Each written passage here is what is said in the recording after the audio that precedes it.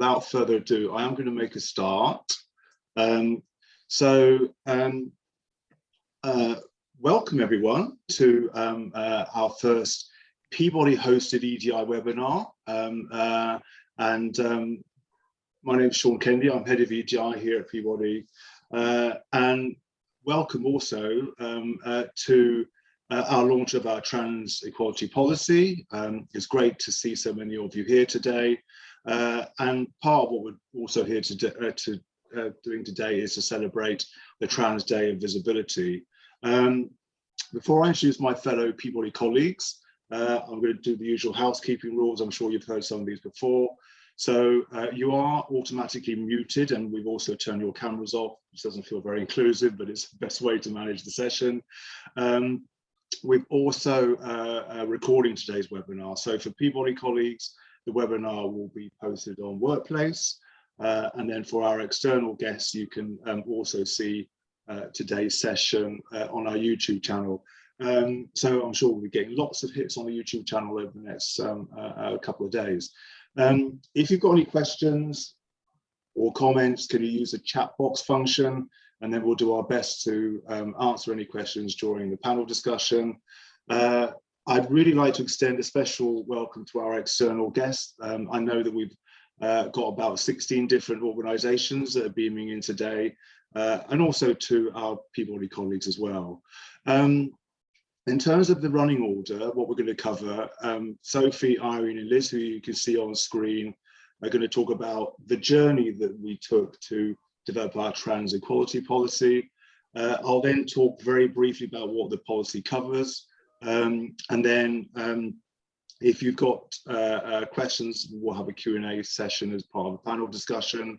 And then at the end of the webinar, before you all rush off to lunch, we'd really appreciate your feedback on whether you thought today was useful. We will also, after today's session, send you out some comms about some future events that we're thinking of running. And again, give us some feedback about the topics that you're most interested in. We're not saying that we've got necessarily the best practice at Peabody around EDI, but we have a story to tell.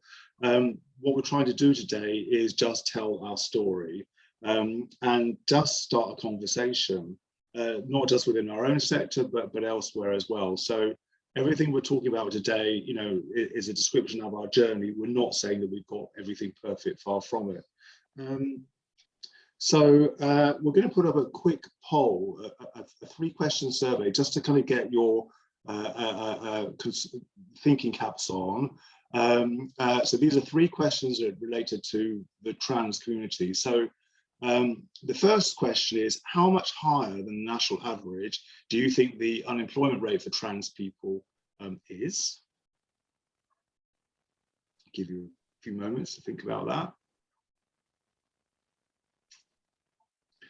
I just realized I can answer it myself, so I'm going to.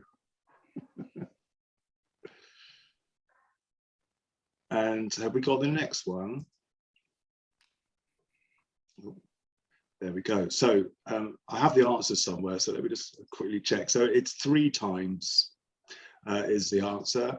And I think some people thought it was slightly higher than that, but yes, I mean it's in 2022 it's more than, you know, concerning that we still see the trends that we're seeing. So I think we've got another one popping up. Or is that it? Oh yes, here we go. Trans people experience of homelessness. What percentage of trans people have experienced homelessness in the UK?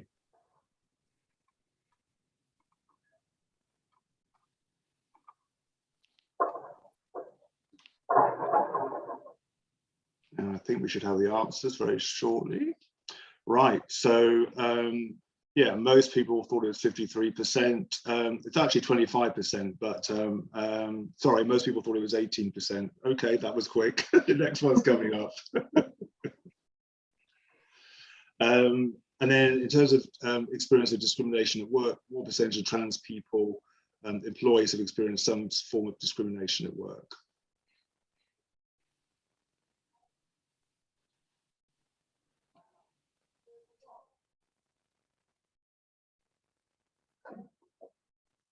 And the answer, I think it will pop up in a second. Yeah, so it's actually 50%.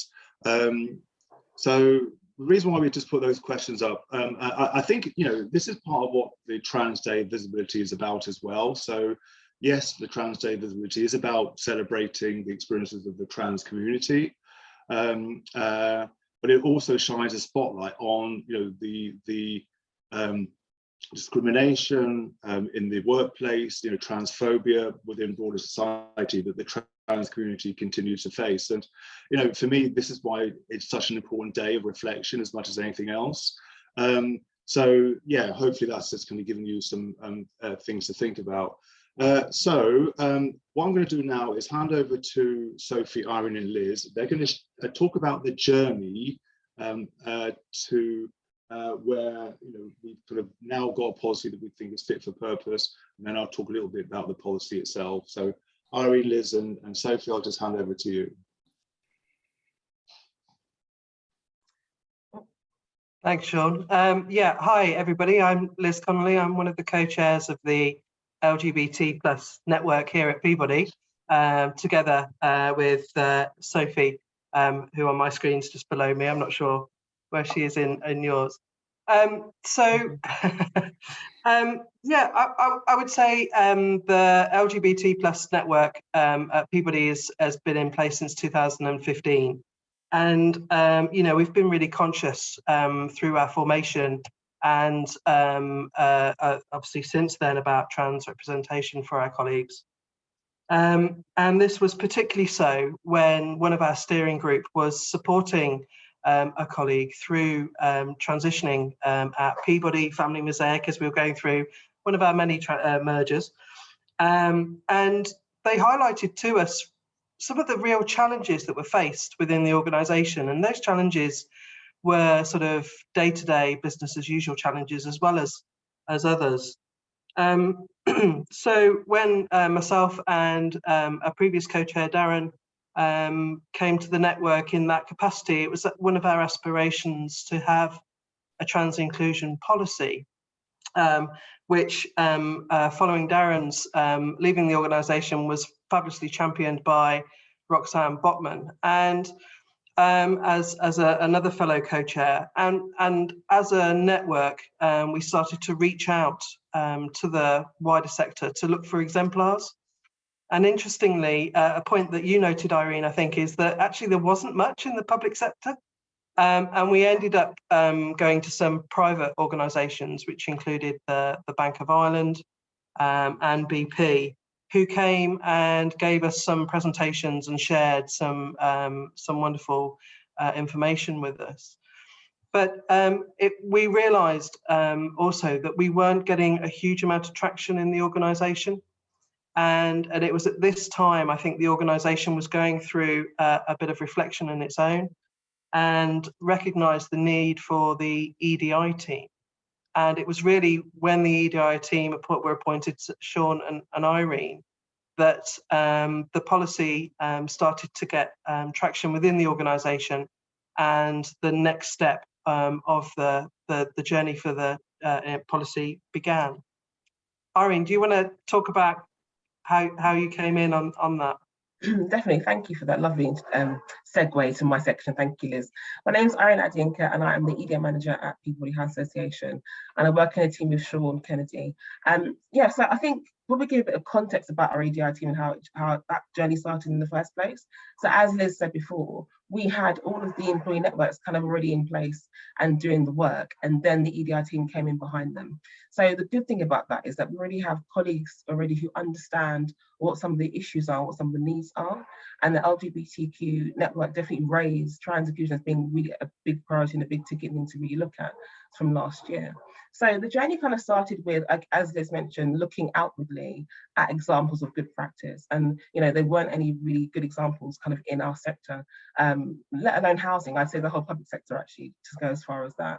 So we kind of looked at what was going on, and obviously we operate some kind of corporate companies, but again, as you all know, it's a very different feel working in private sector, working in public sector services, and definitely different working in housing, because housing has kind of got many strands to it and many directorates and many functions.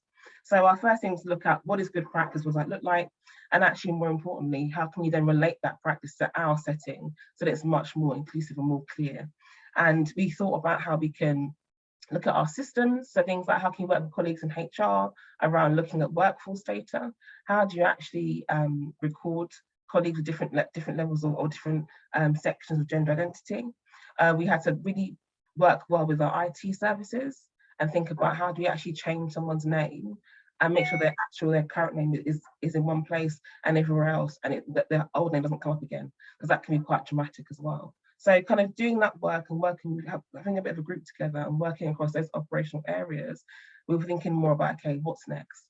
And there's two areas that are really important: working within HR people services and also working with managers and leaders. So we had to have buy-in, and for us, we got that. And that's a really positive thing. That's not everyone's journey, because I'm very aware of that. But buy-in was really important to kind of share how this piece of work is really important and needs our attention. And then looking at middle management, we did some training with our HR colleagues, helping managers to actually understand how to support someone or a colleague who's going through transition. So as Sean alluded to earlier, we are not experts, but this has been our journey. We've been doing this for about a year or so. I'd say this is a great milestone in that journey, and there's still kind of more work to do as well. Yeah. Sophie, did you want to share some comments about perhaps your thoughts on the work today? Well, myself personally, I transitioned at Peabody, and in a few days' time will be the 4th anniversary since that milestone for myself. Time's gone quickly. So this was early days post former family mosaic. So this is early days post the merger, and for me it was an experience. It went really well. Everyone really worked together. It was a smooth process. Everyone was very understanding, and I have what I still feel is personally a great experience, because after a lifetime of being trans, of most of that time sort of hiding that part of my personality, growing up in the 90s, it was not something that you readily were able to sort of put forward. This was probably the most significant. This is the most significant step you can take. Like transition at work is the only way to allow you to sort of transition in life.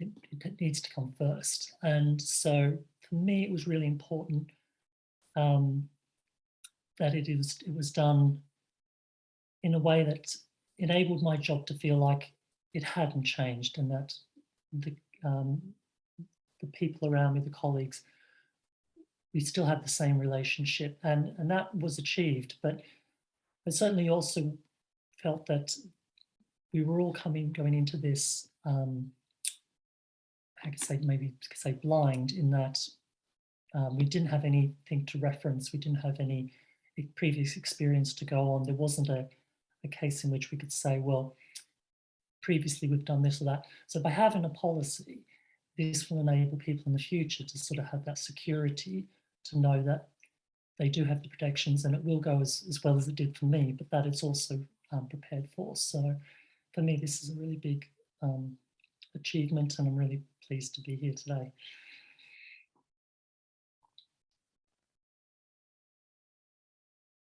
That's great, thank you, Sophia. And actually, just some reflections from me. I mean, I think what really helped bring the words on a page to life was that we're all part of a kind of sort of task and finish group. That sounds a bit boring, doesn't it, when you say that? But actually, what really brought it to life was the fact that we had the experience of colleagues like yourself. We had another trans colleague who was part of our working group. So we really did try and base it on people's lived experience, it was actually quite a fun process, to really hear about people's experiences. And again, how do you make a policy, kind of feel relevant to the organisation, but built on the experience of people that have that lived experience. So what I will do very quickly is just talk about the policy itself. So I'm not going to go through all of it. You'll be glad to know. I've now got a fire alarm going off. It's a test, don't worry, I'm still alive. So what we will do after today's session is that we're going to send everyone that, a word copy about the policy document. The reason why we're doing that is we're not saying this is best practice, but if you want to get rid of the Peabody logo, if you want to adopt it for your own organization's needs, we're very supportive of that. Equally, if you, in reading the policy, think, oh, this doesn't quite make sense, or you've got some feedback, we'll be really grateful for that as well, because there could be things that we've missed. So what the policy broadly covers is quite a lot about our workplace practices, our employment practices. I think managers having that awareness that if someone is transitioning, they will be at different points in their journey, and managers need to be supportive and have that kind of key knowledge. So the policy does seek to impart that knowledge. There is quite a lot of information about kind of the terminology, definitions relating to trans and gender identity. I think we recognise the language in itself is quite fluid, it's often changing, but people are often quite curious to understand, well, what is a pronoun? What does cisgender mean? What does trans mean? So we have provided quite a lot of information about the definitions, and you'll see when we send you the document in the appendices, we've got a glossary of terminology that relates most typically to the trans community. Having said that, I think a standing principle is, if you're not sure how to describe someone, always ask them, and most people won't be offended, and that relates to any issue in relation to someone's protected characteristic.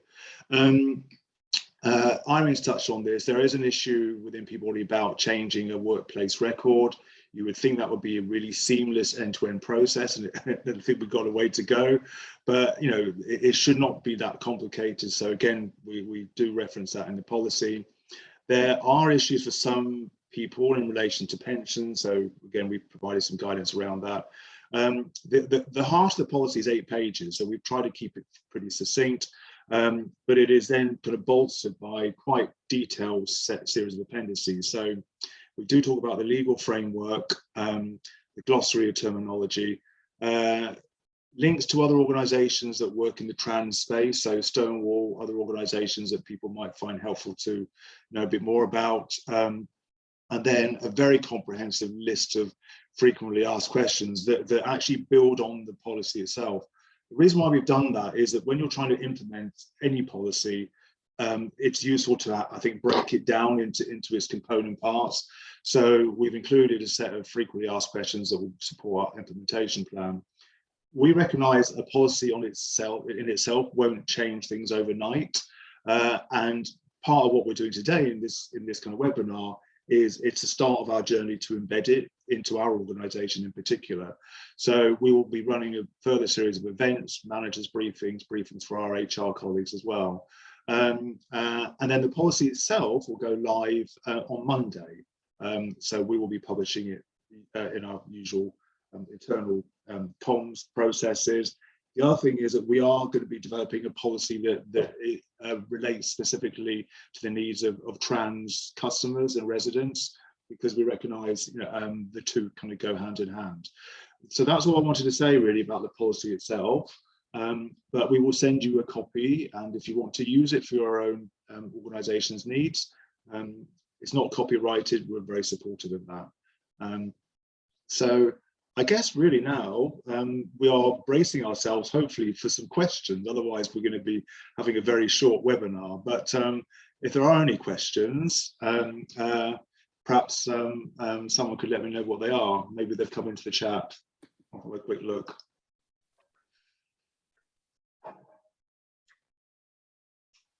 We've kind of got colleagues saying where they're from.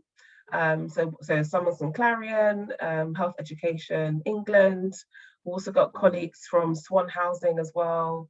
Keith still going down the list to see. Oh,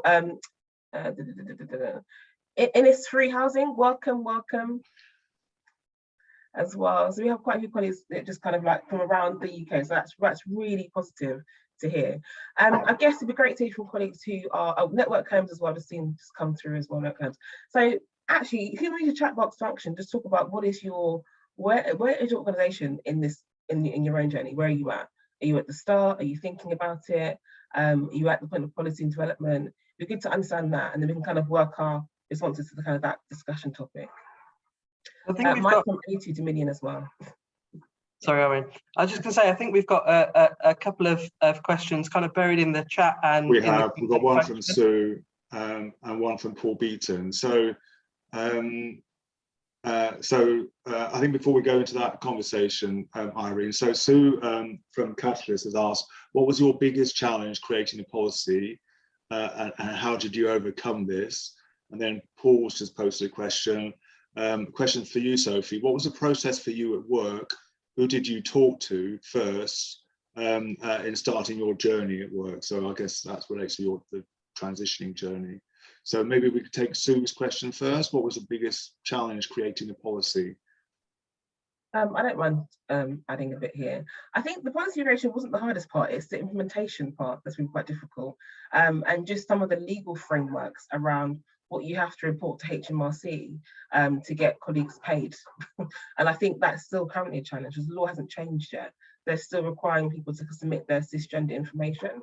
So I think it's just really thinking about how we, I guess, lobby for better going forward and make sure that at least internally our systems are correct. But unfortunately, that gap is still there. And I find that quite difficult given that we had the Equality Act published in 2010 and it's 2022 and we're still kind of on that journey. So yeah, I think it's more the implementation. And like we said, we're only at the middle part of the journey. So the challenges are probably more to come as we go through more implementation as well. I'd probably add to that, Irene, in the fact that what we want to do with this policy is really make people inquisitive and raise awareness and be ready. There's no point coming to this policy after somebody's come to you. We want people to be empowered to be able to support colleagues at that first point of contact when they disclose to you as a team leader, as a manager or a colleague, that you're prepared to handle that disclosure sensitively and supportively, be able to signpost people if need be. So be proactive. Let's stop being reactive. So yeah. I would just also say, personally, I mean, trans people are not just at that point where they're transitioning in the workplace. There's those that will not be planning to transition immediately, but they still need to know they're in an organisation that will support that if they make that decision. Also, people, once they have transitioned, may choose to not make that knowledgeable when they change companies. So they need to know that when they come to our company here, that they'll also be supported if it becomes a case that their trans identity becomes known. So there's a lot of different journeys, and it's just really important to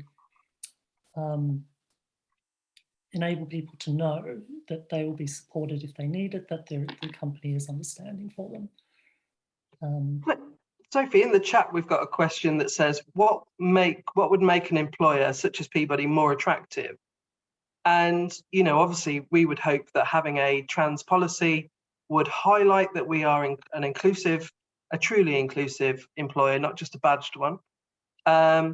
What else would sort of be factors, do you think, in what would sort of make people sort of look at an employer with a more favourable light? And this would be an ally as well as somebody from the trans community. I think certainly supporting things like the big events, Pride and so forth, and that's one thing that Peabody has done well. They always, you know, participate in events and have a voice. For me personally, and that goes back, I guess, to the question that was directed to me, my journey, once I was in a living situation in which I could transition was going to be an option, and that was before the merger time. And what really made it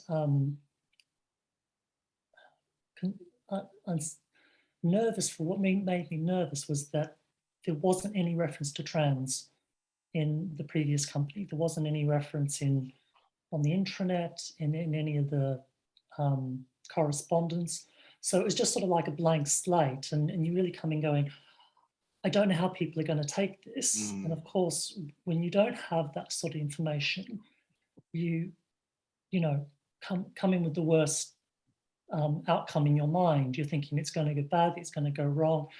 And so it's really important, in my view, that it is sort of openly talked about, that when someone types in, transgender in their intranet, it'll come back with results and not just a blank. Yeah, blank link. Yeah. And I think we have certainly come that way. And hopefully, any person following in my footsteps and will transition, or even just, they are trans and they're not going to make a change like that, but working for Peabody, will now be able to see articles and information and support and feel like it's fine. If I make the decision, if it becomes an issue of me being trans, I know it will be in good hands. Yeah. And the steps I took was first in the previous company was to talk to HR. And in all cases, people are being supportive. Or in all cases, people are like, we'll be there if you want to make that decision. But of course, the merger changed all that, and then people changed. I talked to one set of managers first about my decision, and then had to do it all again, talk to a different set of managers with the merger. But eventually, in 2018, we were there in a position where it was personally right for me, and both HR said, what do you need? How can we help? Let's pick a time. My transition date was over Easter of 2018. And again, the managers I talked to were all, what do we need to do? And this is, I guess, where the policy will really help, because it's helping them as well. It's letting them know what they need to do, rather than the trans employee and the manager having to sort of nut it out and think, what about this and what about that? Are we getting this? And as you say as well, the timing of it, you don't want the information going out there too soon and sort of getting ahead of you if you're going to put out a formal email to your colleagues. But you also don't want to then get into week 2 and there's still your old name or your old ID badge is not updated, and that will become really awkward as well. So it's actually quite a precision thing. Yeah. We've got some other questions that come in, so I'm going to take them in the order that they're appearing on my screen. So Kate Poiser has just posted a kind of comment. Why do we say transphobia? It should be trans hate. Phobia is a fear. Hate is not fear. And by giving hate a name like phobia, it makes it a legitimate problem. Let's call hate and stop making excuses for the haters by calling them phobics. Yeah, I think you're right, Kate. I mean, it's I did use that term in my introduction, but it is about hate, isn't it? And more than anything. So we do need to just be conscious of that. Absolutely. So another question, how would we make ourselves more attractive to people looking for employment? So I think it's your point, Liz, around, so if we are promoting it, that we're a trans inclusive organization, how do we make ourselves more attractive? I mean, one reflection for me, I've been doing some work with some of the Peabody youth advisors and ambassadors, and we've set them a killer exam question, which, because we don't have many young people working at Peabody, or not as many as we should. So we're working with them to do some work around how do we make ourselves attractive to young people. A lot of young people don't talk about trans inclusion or gender identity, are much more open to the issue. They won't necessarily define themselves in kind of binary terms. And I do think that this is part of us, showing that we are true to our values, but we are trying to be a modern inclusive organization. So the more that we do to promote this, certainly externally, I think it can only be good. And I think that really also speaks to our residents as well, Sean, in the fact that whilst we'll also be hopefully an attractive employer and one that sort of spearheads inclusion, but also our residents will be able to see that, and that will reinforce both residents being comfortable to be their whole selves with us and have those conversations as needed, but also setting the tone with residents that may not feel very inclusive, and giving us the opportunity to really raise awareness in a wider arena. Yeah. Right, so another question. Why do people use pronouns on their email signatures? Happy to kind of touch on that. So my pronouns disappeared from my name. I had them. I know, yeah, what happened? You had it earlier. My So pronouns we all had them. my pronouns are she and her. I think it's really important to have this because we shouldn't assume people's gender identity. You know, people have felt this way for a very, very long time, but now everyone else is catching up with it. So, you know, whatever you may see, you shouldn't assume, you should always ask. So those of you who might have watched Sex and the City back in the day, who may have seen the new version coming out, I think it was And Just Like That. Spoiler alert, look away now, turn away now, I'm going to mention a scene. So Miranda goes to college, she's gone back to college and she goes to the classroom and Miranda refers to the teacher as she. And the student shouts out, quick with the pronouns, aren't we? And this was a great scene to really explain how we shouldn't assume. And the thing is, this is a part of change. So this is a new thing to all of us. We need to kind of learn it because it's about being inclusive. And particularly for us at Peabody, where we had the people strategy, which was led by Andrew Gordon, our HR director, who was really adamant on everyone coming to work and being their whole selves. And if you identify with a different gender or have a different identity altogether, we have to kind of learn to kind of respect that in terms of our colleagues and also the customers as well. So I'm sorry for the spoiler, but I do love that show. It's a great scene. If you get a chance to watch it again.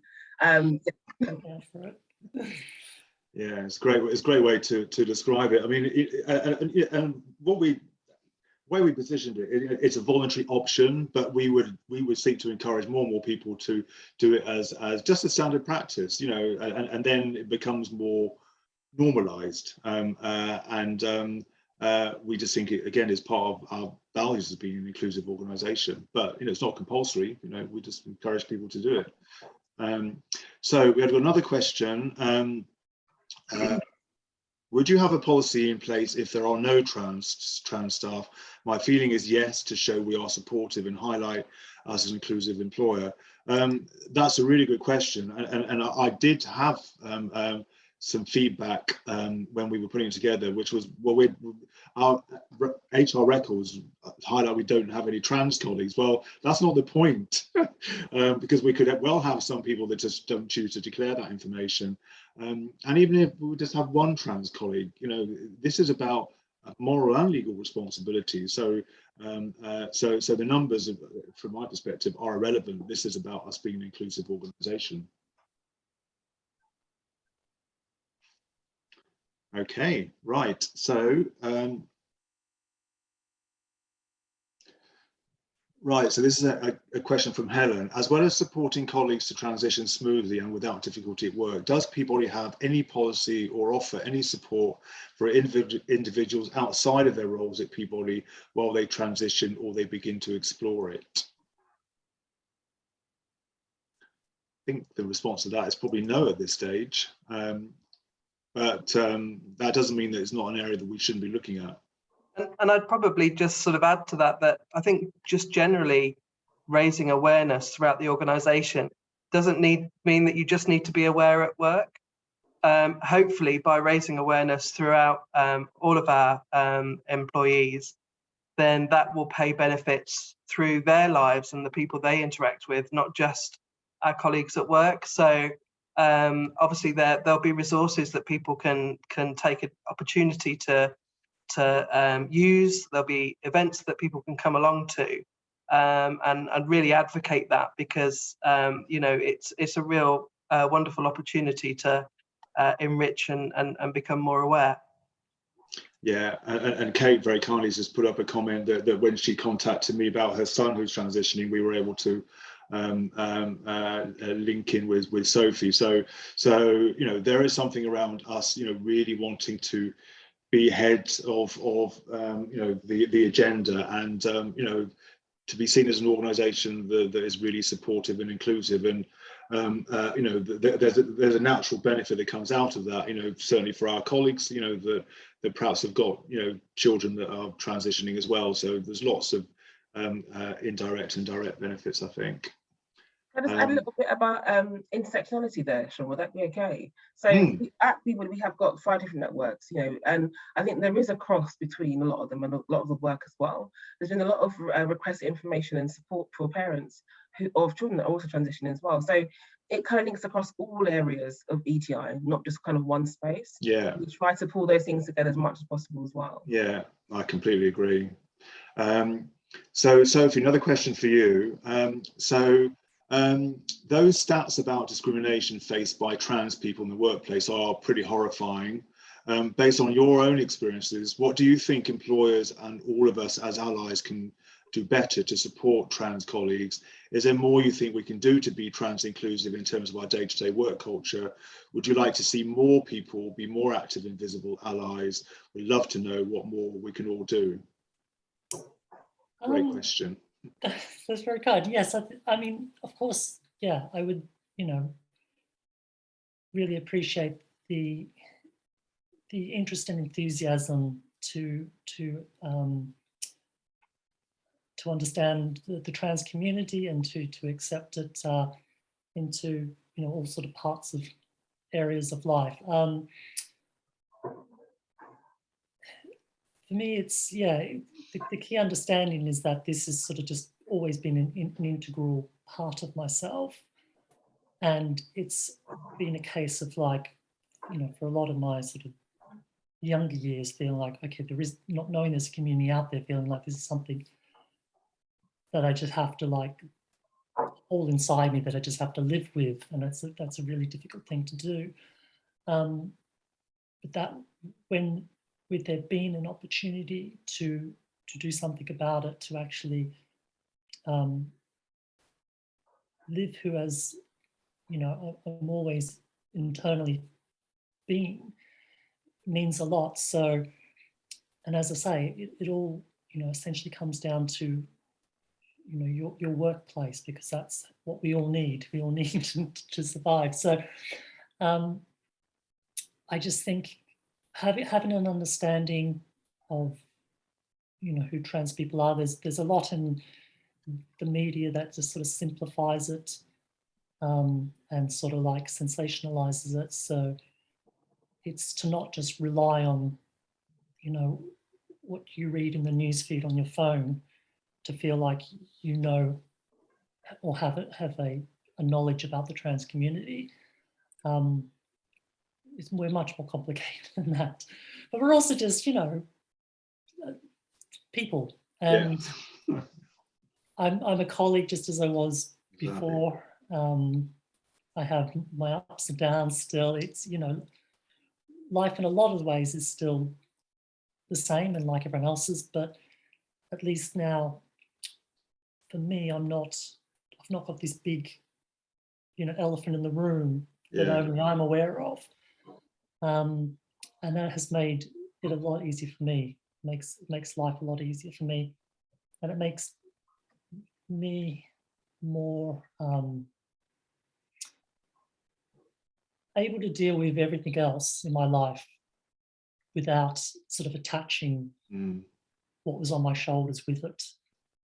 And I think that makes a big difference. And yeah, so I think having that sort of understanding is the best thing to do. And then, being fully supportive of your trans colleagues, because we just want to all do our best for the company and for our colleagues, and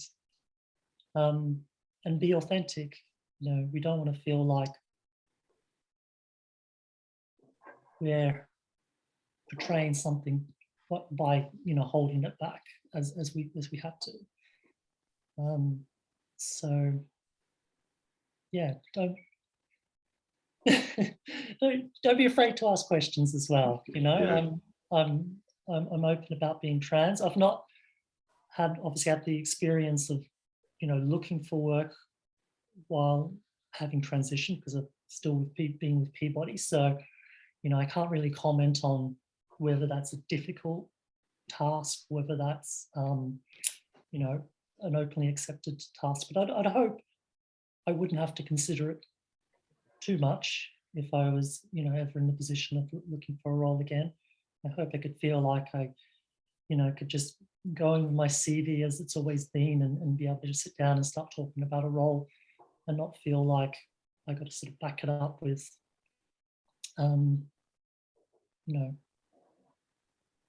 explaining who I am. So I think, you know, just accepting people as they present themselves is the big thing. So we've got another question. How supportive has our senior leadership team been? So I think this links to the policy. They are supportive because the policy had to go through all of the kind of, you know, rigor of the governance processes, and the leadership team were part of that. I do think there is there's something around how do you engage the whole organisation, and we recognise, you know, the top team, the leadership team, is really key and critical, and so you know, I would be expecting, and you know, my open challenge, not challenge, but my part of my dialogue with the leadership team is to get behind what we're trying to do, and I know we've got colleagues from the leadership team on this call, so.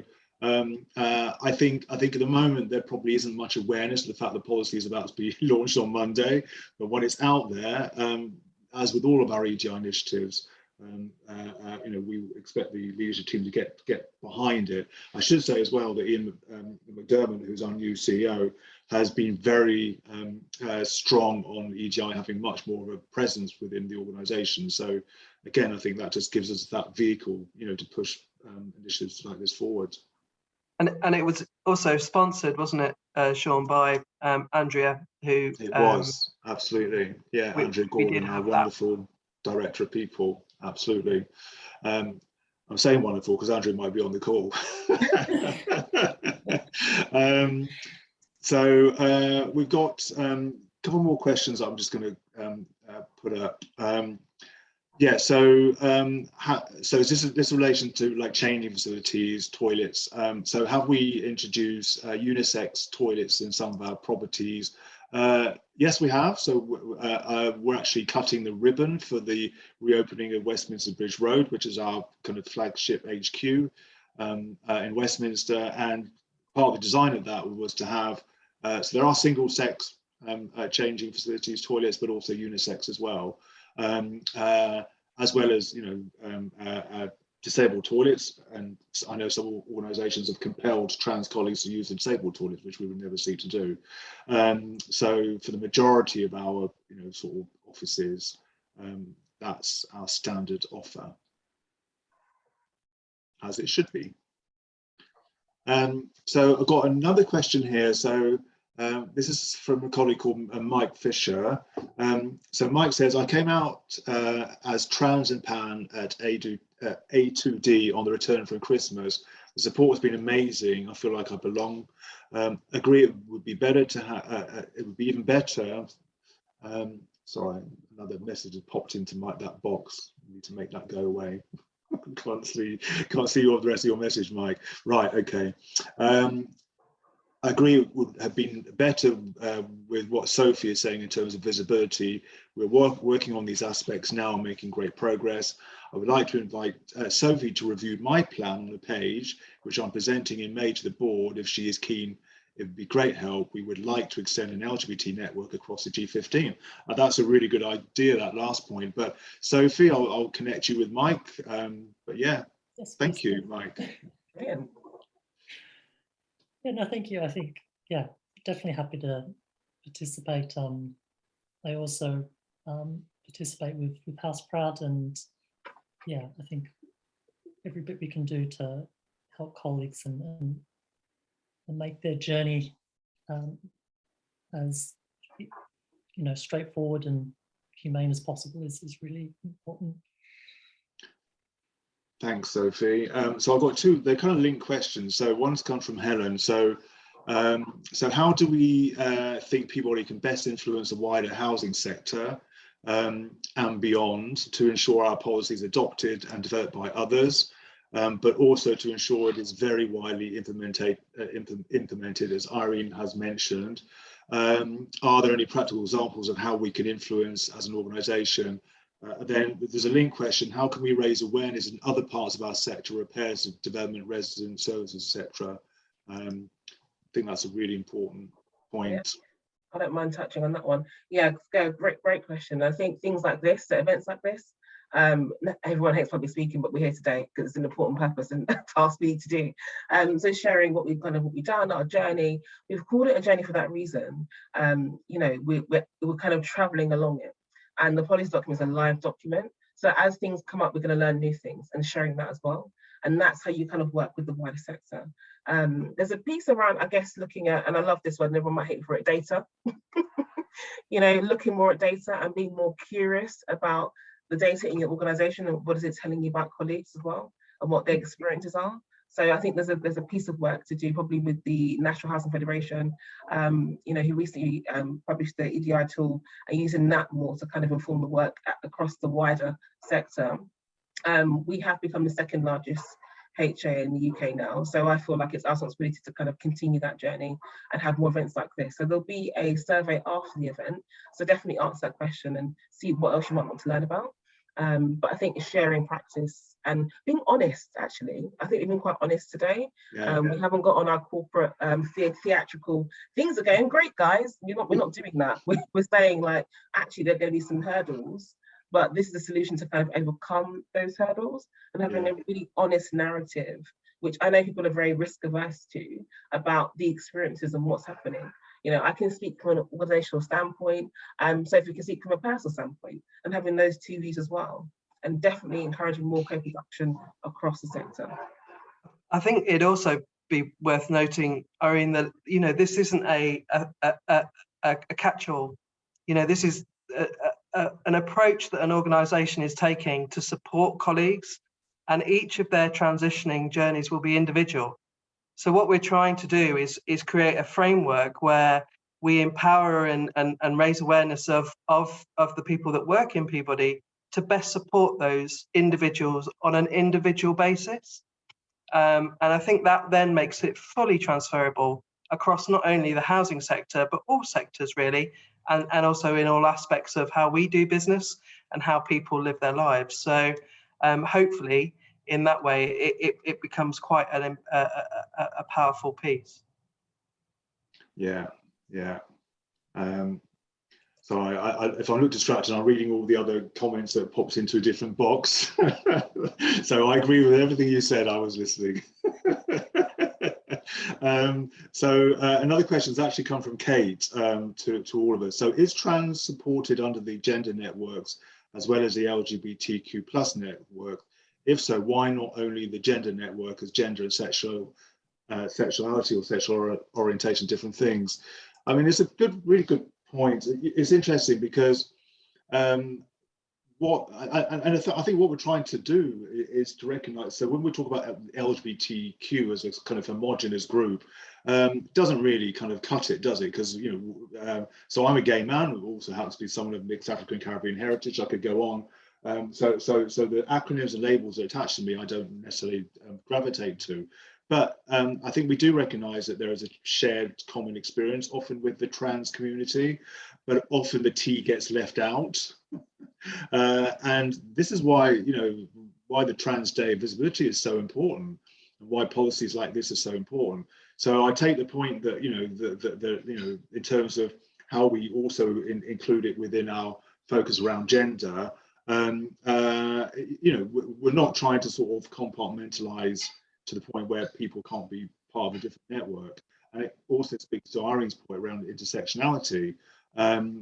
So, you know, we are trying to provide as much open space as possible, and people can be members of any group as an ally in some cases, because you may not actually have the protected characteristic.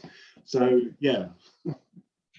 And also, obviously, the gender network were part of the finished and task or working group. They were, yeah. A group of good people that got together to wonderful people to help develop this policy and take it forward. I'm going to shout them out. So that's Yvonne, Ellie, and Helen. Those people.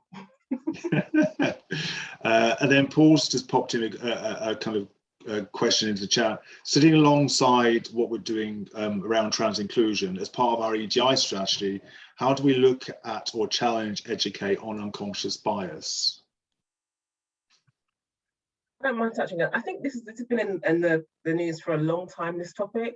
Some people are for training, some people are against training. I think the standpoint I take is that we need to be thinking about our conscious bias as an organisation.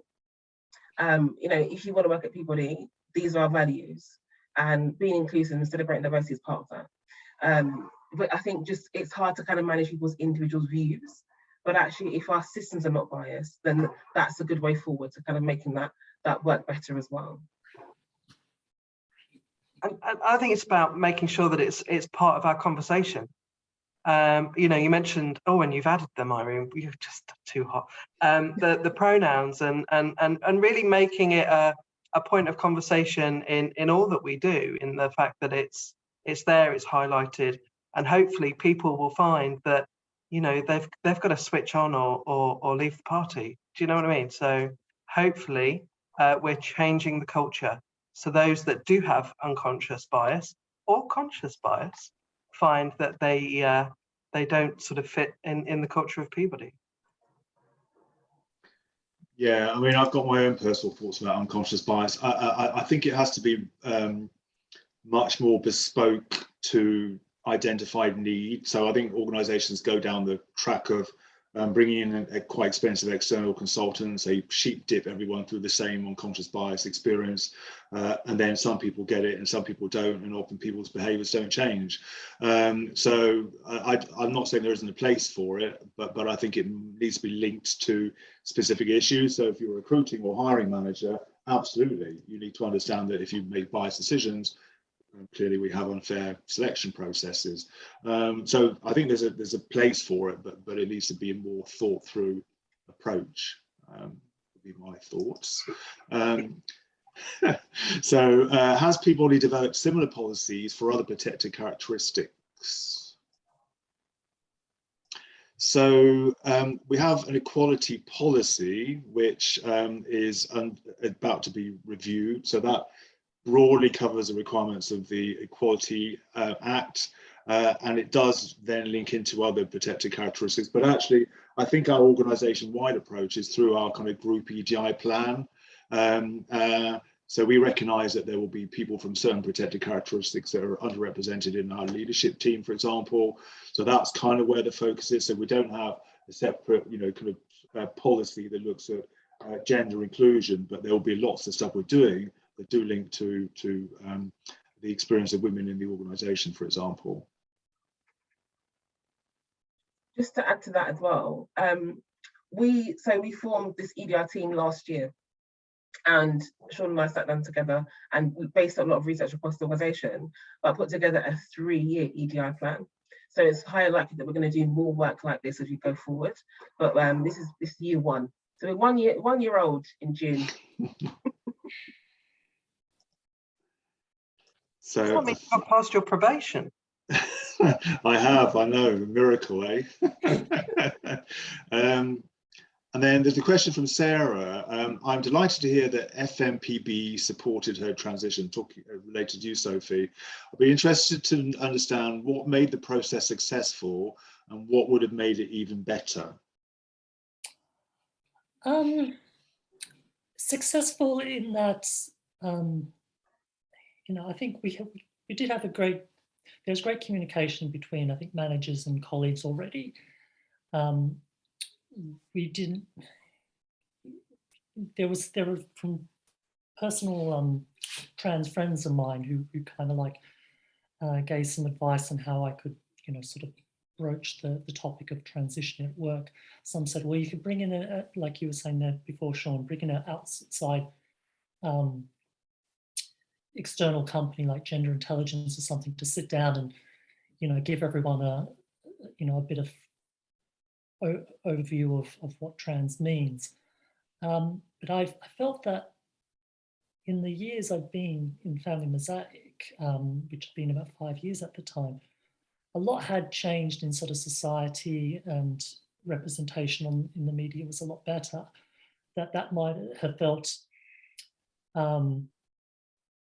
a bit unnecessary by that time. So by 2018, it seemed, you know, what was sufficient would be just for sort of me to put out a personal message to everyone via email, talk to the managers in advance, and I had some really great support from you know, my direct manager and the manager of the other teams in the department.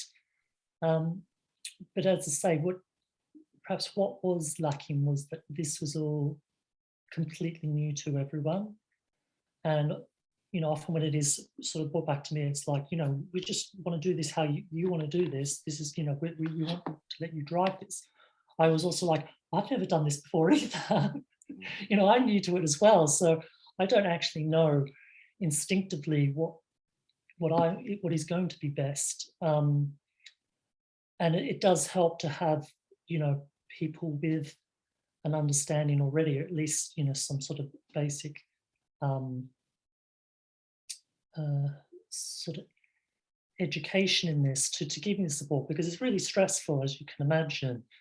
And so, you know, I'm, you know, greatly sort of worrying about every aspect, and it is nice to sort of have someone, whether it be from the HR or the managers, to say, look, we're going to take this off your plate so you don't have to worry about it. And, you know, you'll come in and all this information will be updated, and you don't need to discuss it with us. Don't worry, we're going to have everything covered. And I guess that, you know, that is where the policy will help do that. So yeah, from my experience, it was just the learning curve that everyone was going to that kind of also did, you know, add a bit to my stress, because I was not just sort of saying, you know, I'm trans and I want to transition. I was also having to sort of, in a way, explain in some cases what trans was. And it's great that, you know, there won't be that sort of level of work again. Do you think that the policy sort of addresses those? I'm just thinking, Irene, we've got sort of like a myth-busting, frequent asked question type elements of the policy. Is that something that, you know, might address those points, I wonder? Personally, yeah, I think so. Yeah, definitely. I think that's a great thing. I think having the information there on the intranet and available to managers and to staff is a fantastic start.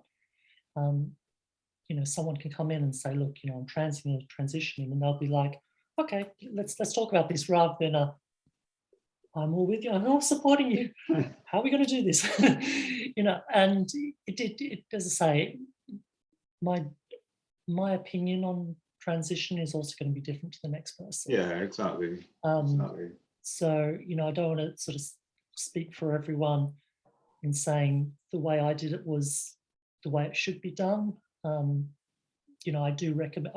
I personally was I can't quite remember the details now, but I needed a bit of prompting to say, well, you kind of need to send a message out, and it needs to come from you, and it needs to sort of come from, explain your personal reasons for doing this. And that was a really good approach, and yet I need that kind of prompting to sort of get there, because I was so, like, I guess, nervous about it. I just wanted to keep it completely understated. And it's like, well, you can't do that, you're transitioning, you can't make it completely understated. So yeah, it's a collaborative effort. Exactly. Yeah. And that's what the policy will allow, that collaboration.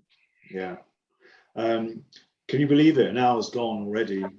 We're actually at, we've hit 2:30, and there were a couple of other questions that we won't unfortunately have time to answer today. But for those of you that have attended this webinar, just really grateful to have such great questions.